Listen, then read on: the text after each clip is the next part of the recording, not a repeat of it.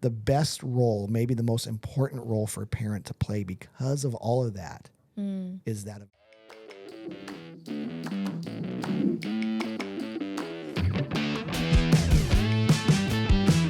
Ooh, I like it. Spunky. It's peppy.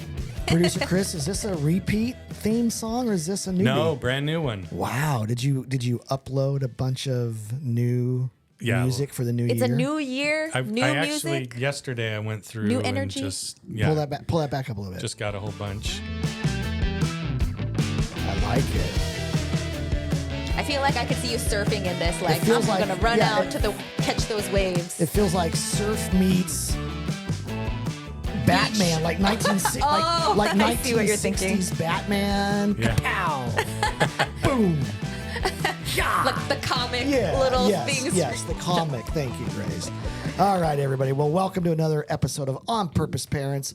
Kurt Johnston, Yay. the amazing Grace Yoon, Thank you. and the wonderful producer Chris. Boo. What? No. The best of all of us. Chris. Just boo me. Why are you booing yourself? I don't know. Do you need a hug? I always need a hug. Do we need I to love talk? Do you want to give him a hug? No. Nope. You just asked Sometimes him, you just got to do what you don't want to do because you know it's the right thing to do. which is a hug. Yes. What, for me producer me Chris. give you a hug? Yes. I'll put it. At the end of this episode. I owe you Off one. camera. I owe you a hug. You actually owe me a Starbucks. Oh. You still have not, and that's like compounded do. interest. You do owe him. I know I do. He's going way back. You're going like 2 months back. No, it seems like a lot longer than that. There was no expiration date on that one. So. Jesus has wiped away all your sins. Maybe you can clean my slate like he has. So what happened is I'm gone, and James shows up, and James records, and then Kurt's like, yeah, he doesn't watch this. If he's watching this and tells me, I'll give him a Starbucks. And I was watching it because I watched all of Producer them. Chris watched it. Heck yeah, I love watching you guys talk about I owe parents. you a Starbucks. I love that. No, it's something more now. Now it's steak. Now it's like Brazilian Brazilian barbecue. Okay, Fogo de everybody, chao. forget it. Forget it. My goodness. Well, everybody, thank you for joining us. If you're joining us kind of mid-series, we are in a little 3-week series where we're taking a bird's eye view at the On Purpose Parent strategy, where we give parents one way to think about being a little bit more intentional in your efforts. And if you didn't hear last episode, you might want to go back. We unpacked our purpose statement, raising interdependent, lifelong followers of Jesus who want to make a kingdom contribution. And today, what we're going to do is we're going to talk a little bit about the reality is that one of the ways to do that is to recognize that things look very different at different ages and stages of our kids, right? Like how we help a junior higher become a interdependent, lifelong follower of Jesus is a little bit different. Yeah. They build on each other, but they kind of stand alone, these ages and stages. And each age and stage, what we're going to propose is that as parents, there's a certain role that you play. It's like a different hat that you wear. You really never take off the previous hats, but you keep adding new hats and you wear different hats in different situations. But there's kind of a primary hat, a primary role that you play as a parent in each stage of your child's life. And we're going to propose just a goal a spiritual goal that you might have for this age of your child that might set them up to be, in fact, a interdependent, lifelong follower of Jesus who wants to make a kingdom contribution. It sounds very prescriptive, very formulaic. If you're a parent, you know there's nothing prescriptive or scientific. Raising kids is at least as much art as it is science, maybe more art than science. And so as we work this through, just keep in mind this whole thing's a dance. Yes. This whole thing's a dance. You have to be an artist as you raise your kids, and it looks different for every parent. Even if this was a prescription and we were saying, do this and it'll work, we're not. We're saying we think it's a pretty good strategy. But even if Grace and I stuck to this and this was our driving strategy with our kids, it would look different in each family. Absolutely. Right? Yeah, that's a good point. We would navigate it different. Our kids are different. Yeah. It looks different from child to child. Yeah. Because of the way God's wired our children. Right. So what we're going to do is we're going to quickly today move through this. If you want to get your own PDF, is it a PDF that they can download? If you're watching on YouTube, it looks like this. It's a little two-sided. There is sort of the on-purpose parent strategy when we're going to work through that. And on the back, there's a little kind of cheat sheet for each role and goal for the ages and stages that our kids find themselves in. That's in the show notes. There's a link there.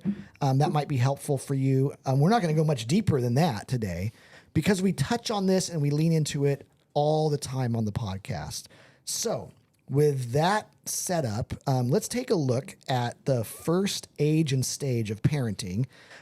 We've kind of broken these into what we think are the natural breaks. It's sometimes the way the school districts break people down. It's where there are like significant milestones, like natural movement from stage to stage to stage in the life of our kids. And so the first age and stage on the parent plan is the birth through kindergarten age. And now you look at that, you go, wow, what does a kindergartner have to do with a newborn? Not a lot.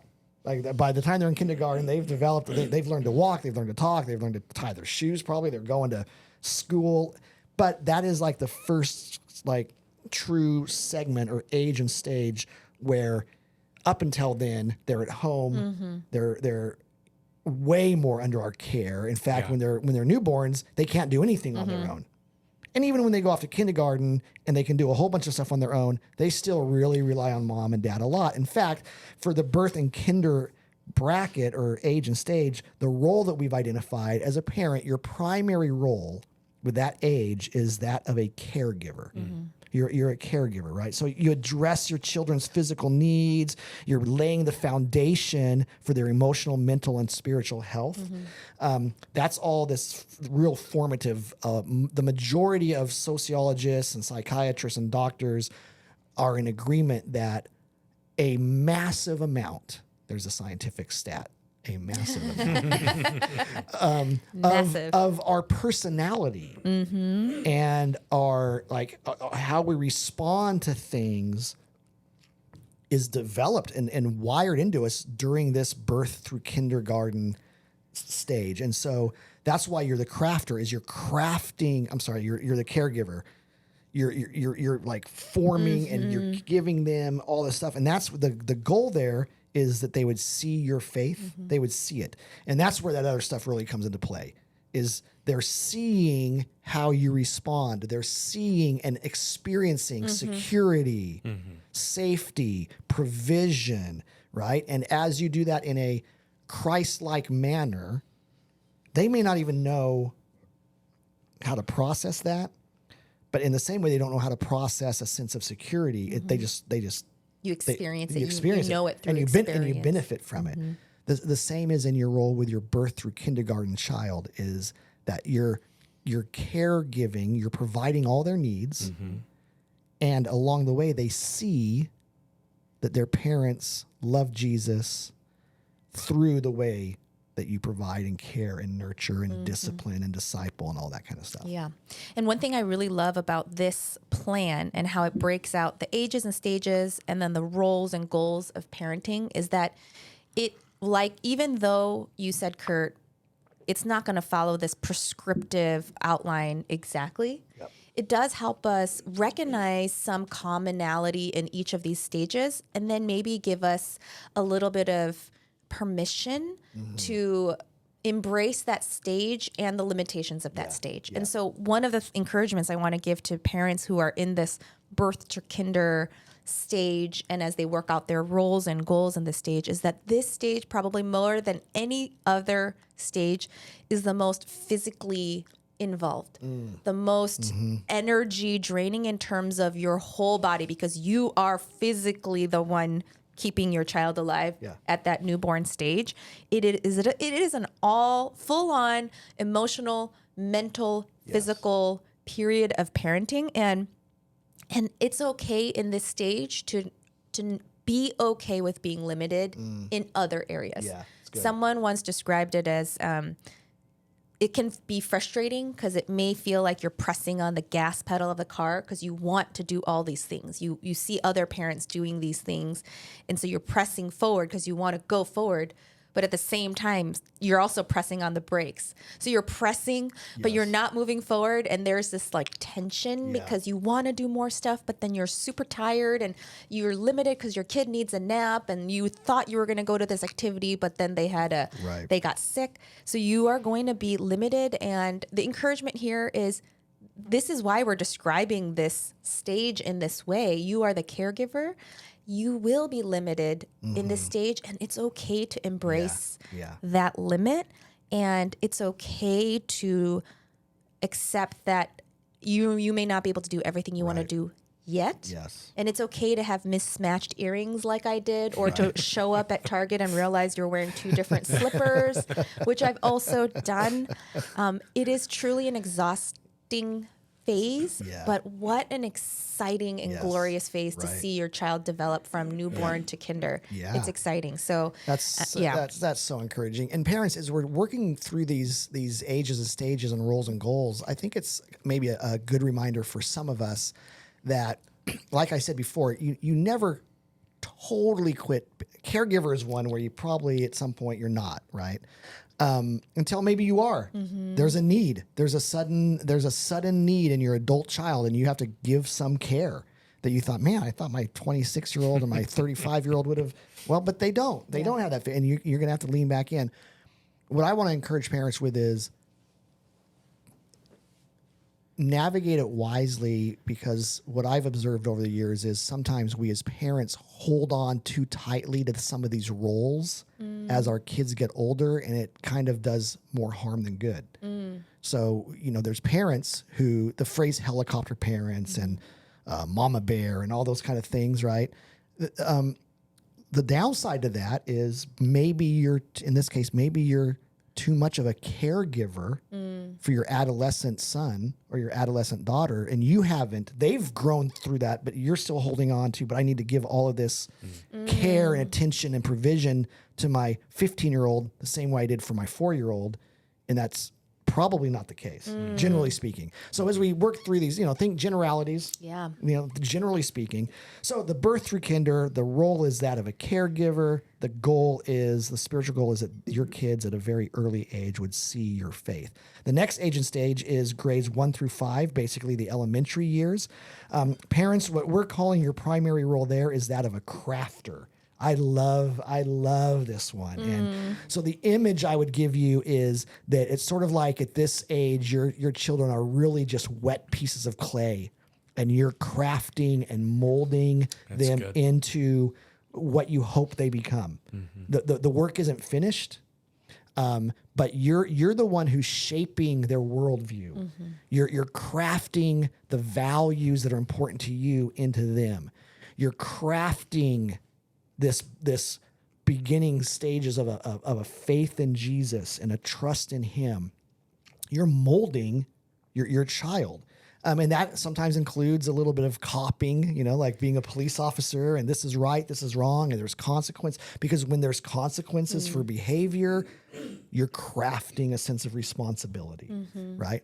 So the idea of crafting is meant to help parents realize how important we are, how influential we are, and why at this stage this is the right stage to really begin to mold and shape certain aspects.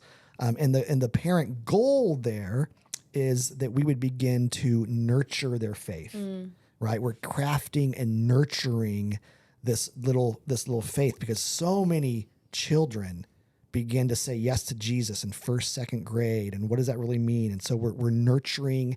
It's almost like that. The project where there's a little bean sprout in the dirt in the little Dixie cup that you bring home. Right? And it sprouts.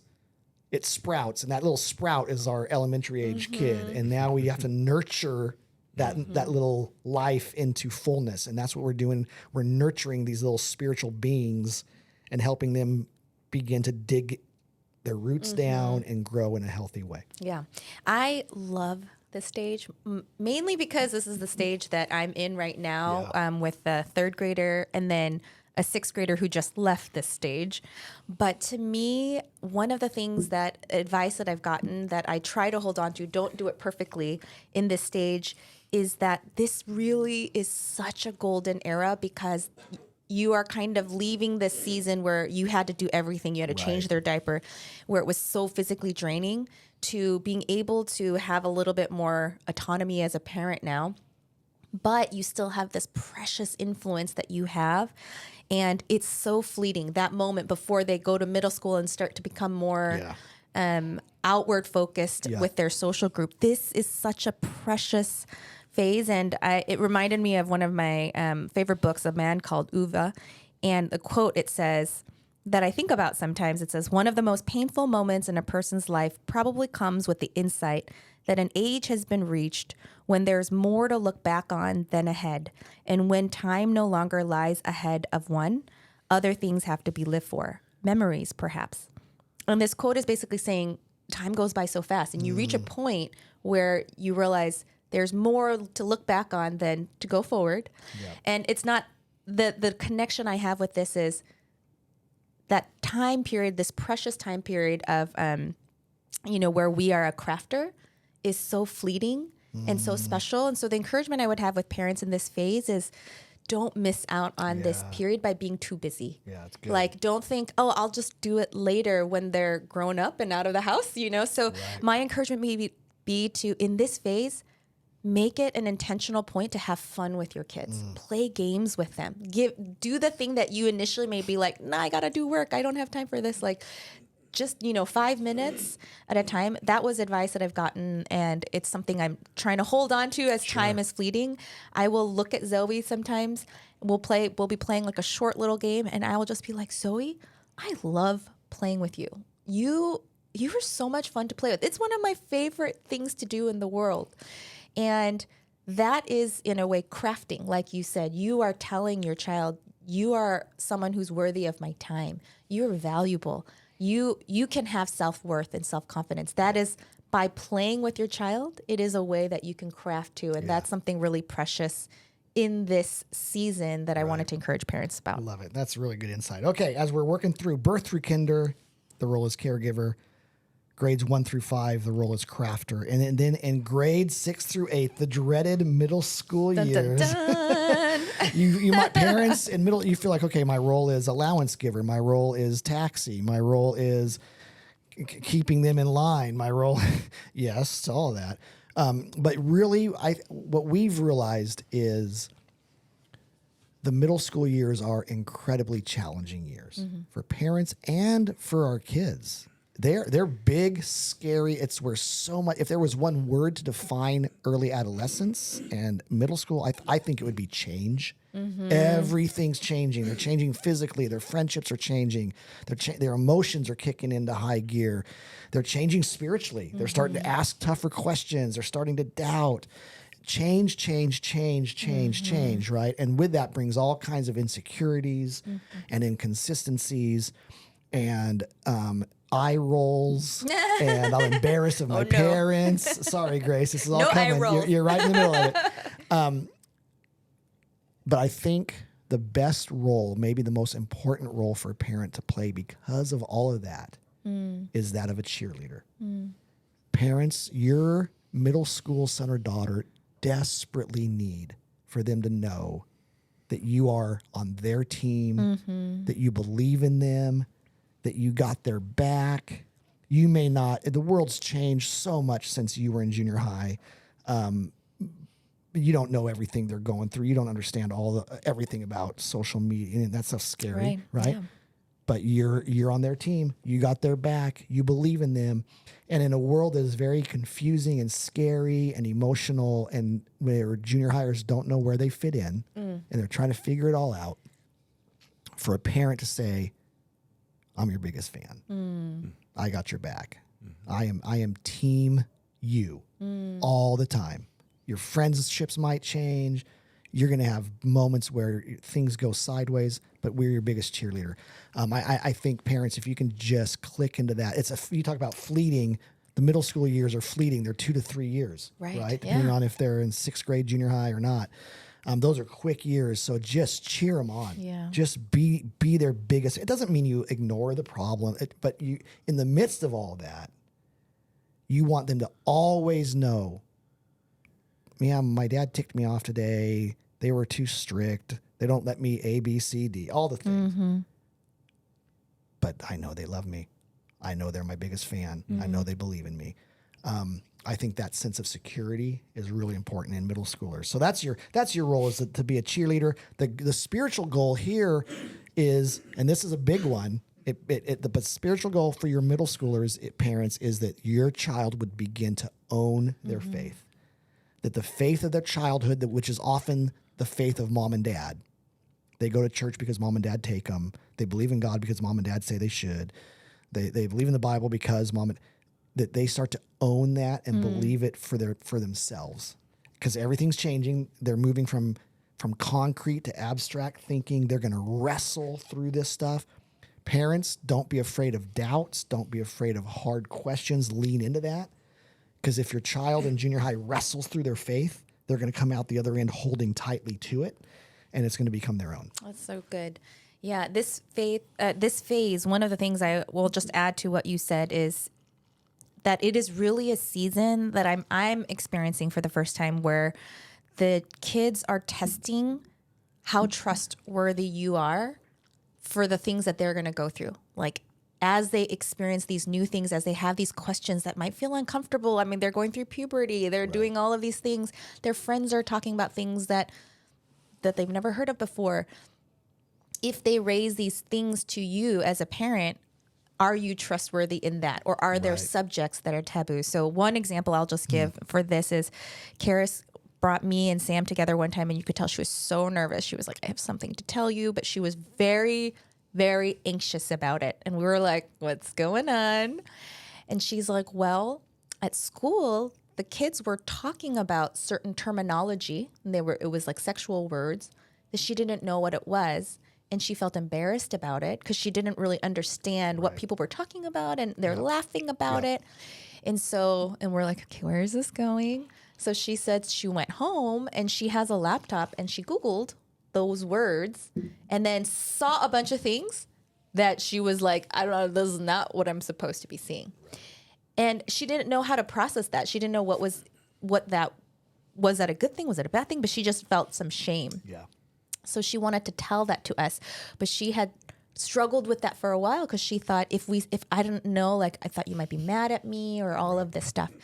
And that was a really great opportunity for us to say, oh my goodness, Karis, thank you so much for sharing that with us. First of all, affirming her curiosity and her uncomfortability of not knowing what her friends knew a lot of things, and saying that it's understandable. Like when you feel like you're the one like left out, or you kind of feel dumb with your circle of friends and they're all laughing, that is an understandable feeling. But we want you to have total freedom to come ask us any questions. We're going to be there for you. We'll help, explain things to you. And at the same time, let's talk about good things with technology, so it kind of like segued into that as well. But I think I'll just say, I mean, this is a time where whether it's something like that we went with our daughter or some other topic that they raise, if we came out and was like, shame, like, how dare you do that? Or this is a topic we're not going to talk about. Your kid is going to squirrel away. Oh, okay. My parents love me. I know that, but I can't go there with them. And this is a season where you want to keep that door open. Yeah, that's huge. Huge. So great. The next age and stage is high school. So grades 9 through 12. Parents, your role, and it kind of makes sense. You'll notice even the amount of time we spend talking on these next two is going to be less, because our role as parents begin to radically shift. I was going to use the word they become diminished. I don't think that's true. I don't think our role as parents diminish. It changes a lot in these next two stages. But the high school, the grades 9 through 12 age and stage, parent, your role, we've defined it as that of a coach. So if you think about a sports coach, what does a sports coach does? Well, he calls some plays, but the players call a lot of audibles, right? The players have to play the game. The coach helps them practice, but then it's game day and it's largely up to them. A coach calls timeout every now and then. Hey, things are getting crazy. Let's call timeout. We got to rehuddle. We got to talk some stuff through. I might need to make some corrections, but guess what? You're going back out on the field and you got to figure this out. And so parents, your role of a coach is really that of you coach them so that they play the game wisely and to some degree, maybe according to the game plan that you've been crafting and cheering on in the previous 2 stages. Now you're hoping that game plan, because you're not with them. Yeah. You know, they're getting jobs, they're playing varsity sports, they're dating, they're driving.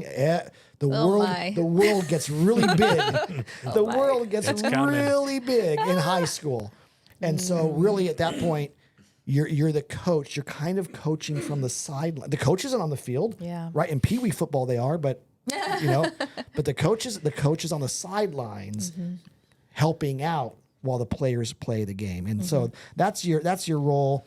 The goal that we've identified for high school age is that they would begin to activate their faith. In junior high, you want them to own it, and in high school, you want to begin to see them putting their faith into action in tangible ways that makes a difference in the world. Yeah, that's great. And it's an exciting season of empowerment. And I remember, I don't have any high schoolers, but I remember in high school, I played the violin, and we tried in our orchestra to be like the soloist for this, at the concert. And my friend and I, we both tried and we didn't get it. But then we got together and we said, okay, well, we didn't get that, but what if we had a consolation recital and we put it together ourselves, and we had it at our house, and we hired a pianist, and we had other, like an oboe player and a French horn friend. What'd you say? An elbow player? An oboe. Oh, an oboe. An elbow player. I was like, what? No, thank you. Thank you. I should have known that it was an elbow, but that's what I heard. I know, Sorry. elbow player. And so we ended up putting this recital on, invited people. We had like over 50 people there. And when I was younger, I thought, like, look at us. How cool are we? We did this. Like, we put this recital. We made something happen out of nothing. And now in hindsight, when I look back, it's like, I could see our parents. They were the ones that enabled us to do this, empowered us to do this. But in a way that it made it, we still had a lot of agency in it. But they helped get the chairs, like rent the car that, the truck that could move the chairs over, and, funded the cake that we had afterwards where we said, like, losers recital. Like, I mean, we like kind of hammed it up. Yes. But what an amazing stage as parents to be able to empower kids to kind of venture out and do their own projects. Yeah. But you are guiding them and equipping them, and again, not center stage, right? But allowing them to activate their own action and also their faith. That's awesome. And then last but not least, and parents right about now, you're going, aren't we done? Aren't we done? When our kid drives away to college, aren't we done? When they enter the workforce, the Monday after Friday high school graduation, aren't we done? You might think so. I thought maybe that would be the case. The reality is, when we sign up to parent, we sign up to parent for the long haul. Yeah. And there is a lot of really awesome parenting that happens in the college age and stage of our kids' life. And that's the fifth and final stage is the college and beyond stage. And parent, here's your role in that. Your role is a consultant. Your role is to be an on-call consultant. Hey, we're here if you need us. We've got lots of wisdom. We've got lots of resources, but you decide. You decide when you want to tap in. You decide when you want to ask me advice. I'm going to be way less prone to offer up unsolicited advice, because the reality is our adult kids, they don't respond very well, most of them, to unsolicited input, unsolicited opinion, unsolicited advice. Hey, have you ever thought about... Yeah, Dad, I have. Thanks, right? As opposed to, hey, Dad, I was wondering what you might think about X. I've experienced this. This is the stage I'm in. This is Rachel and I. We are living in this stage. We've been in this stage for 5 years, 6 years, and we're going to be in this stage for the next 25 years. Yeah. We're on-call consultants, and then the parenting goal, and again, to some degree, this goal, the ability for this goal to show up is in how we're doing in the previous stages, because we have limited influence with our adult children, But the parenting goal there is that by this age, our children would recognize that their faith is something that they should be helping be reproduced in the lives of others. So they're discipling a younger Jesus follower. They're using their gifts in ways that have like a longer impact that might even outlive them, right? They're reproducing their faith in a way that impacts the world. Yeah, that's great. I'll just add that I think what's really sticks out to me about all of these stages is that we really focus on kids changing and going through all these transitions because it's very visible. Like we can see a difference between an infant to a fifth grader, Right. to post puberty, Right. to, graduation. But what this points out is that parents also go through a lot of transition. We go through a lot of changes, and that's a good thing. Like you were saying, if we just stick to one thought or structure or framework and think that that's what we have to be through the entire parenting journey, Yes. it will face a lot of struggle. Yeah. But we need to be nimble and evolve and adapt and Right. grow and refocus our role and our goals.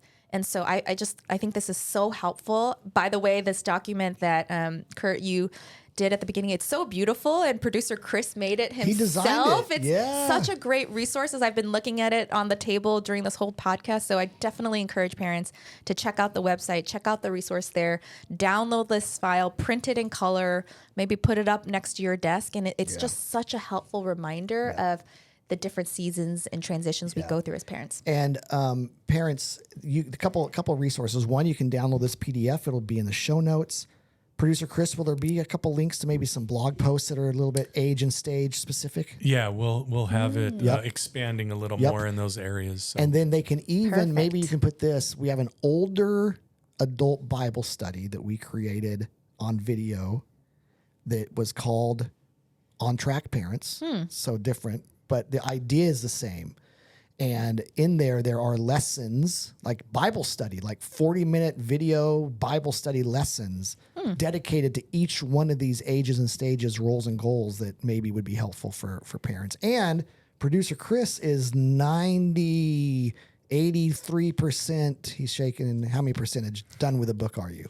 Oh, yeah. Ooh, just so exciting. the first draft of it, right? Yeah. So like a couple chapters. Producer so. Chris is writing an Can't on wait. parents, an on purpose parents book. book. Yeah. Just We don't know what it's titled, The but- strat, yeah. Like Yeah. helping parents win Yeah. type thing. But, But it's that's the not going to be strategy. available for like a Fantastic. year. But we're No, working it'll on be- it. well, We're okay. working on it. So anyway, parent, all that to say, we want to help you in this. Yes. This is a big deal. You can email us at Parents at at saddleback.com. saddleback.com. Yes. parents@saddleback.com if you have Yes. questions, if you want more details. Parents, you can text parents to 8300. Yes. So just text the word parents to 8300, and that will automatically sign you up for this little text message tidbit thing that we send out So a great. couple times a week, once a week, something like that. We won't overwhelm you. Is that it, producer Chris? Yeah. It's 83,000. I'm sorry. That's totally my fault. Oh, it says 8300. I'm thinking that's like only So- four numbers, so and I think those there's of you- five. Those of you that are 83000. Three on the zeros, big three white, zeros, on one, the two, big three. whiteboard just outside of the camera view, there's these little tips, and it says text parents to See, 8300. That's why I booed myself. But it's I just cannot do 83,000. anything right. No. 83,000. 83,000. Yes. Thank you. All right, everybody. Yeah. Hey, click right here somewhere to subscribe, share this with your friends, and we will see you next episode. Bye, everybody. We love you.